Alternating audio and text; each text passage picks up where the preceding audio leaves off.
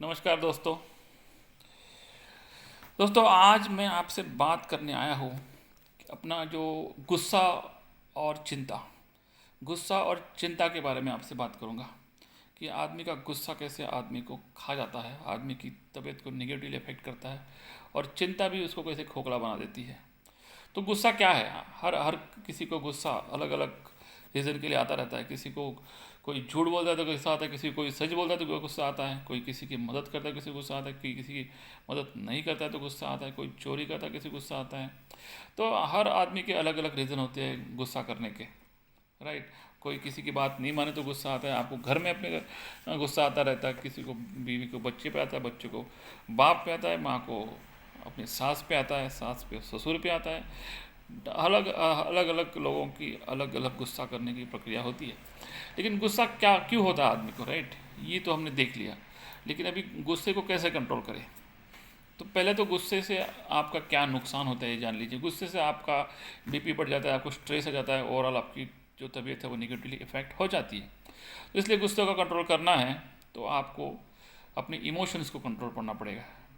अभी एक मैं आपको एग्जांपल देता हूँ। जैसे हमारा शरीर में आप जानते हैं कि 75% पानी है, और जो पानी होता है वो आप यदि उसको गर्म करेंगे धीरे धीरे तो वो गर्म हो जाता है और फिर 100 डिग्री सेंटीग्रेड पे वो उबलने लगता है। तो जब आप गुस्सा करते हैं तो आपके अंदर का पानी भी उबलने लगता है और वो उबल के आपका शरीर का तापमान बढ़ा के आपका बीपी बढ़ा देता है और बड़ा ही एक निगेटिव इम्पैक्ट डालता है।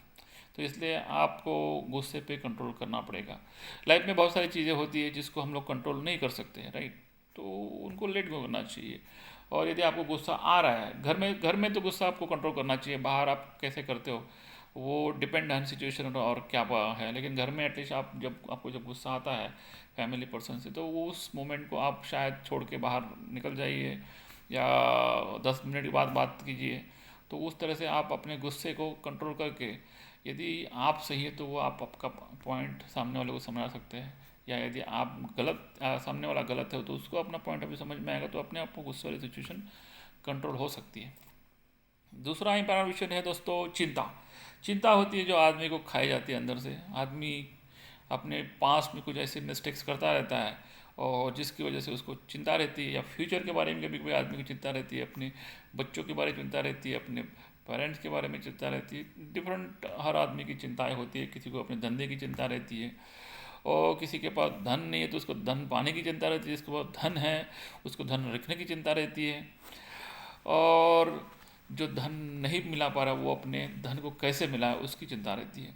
तो इस चिंता को आदमी को भी कंट्रोल करना पड़ेगा कि चिंता भी आप पे निगेटिव इम्पैक्ट डालता है, जिसको बीपी ज़्यादा बढ़ाने में काम करता है, या बीपी लो है तो उसका बड़ा ज़्यादा लो कर देता है। तो ये बड़ी एक दुविधापूर्ण स्थिति होती है। तो आदमी को चिंता को छोड़ देना चाहिए। इसके लिए मैं आपको एक एग्जांपल बताता हूँ। एक मेरा दोस्त था, वो हॉस्टल में एडमिशन लिया, 4 साल का कोर्स था। तो उसको हम लोग को वो उसके हॉस्टल में सबको शुरू में एक चेयर दी जाती है, लकड़ी की चेयर रहती है। तो जैसे ही पहले साल वो पढ़ाई करता है, कुछ मज़े मस्ती करता है, तो थोड़ा चेयर को क्रैक आ जाता है और वो चेयर आपका हॉस्टल लाइफ पूरा होने के बाद आखिरी दिन उसको वापस देना होता है, क्योंकि उसका डिपॉजिट लिया रहता है वो आपको लेना रहता है।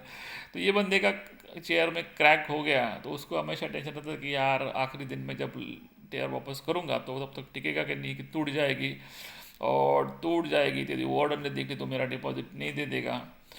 तो उसी चिंता में बेचारा 2-3 साल निकाल लेता है और वो उसका स्टडी पे भी इम्पैक्ट करता है। और लेकिन जब आखिरी दिन हो जाता है तो इतना थोड़ा माइनर क्रैक था जो वार्डन को नज़र भी नहीं आया, और ये बेचारा उस चेयर के चक्कर में 3-4 साल चिंता करता रहा।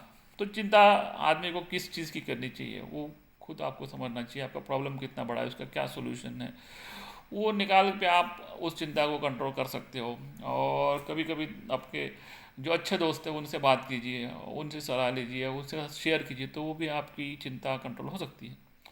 तो इस तरह से दोस्तों आज हमने फियर और एंगर, फियर माने चिंता और एंगर माने गुस्सा, कि दोनों को कैसे कंट्रोल किया जाए इसके बारे में बात की, राइट। आगे भी हम मिलेंगे और कुछ महत्वपूर्ण विषयों पर बात करते रहेंगे। तब तक एंजॉय कीजिए। धन्यवाद। और चिंता और गुस्सा को छोड़ दीजिए। Okay, bye bye.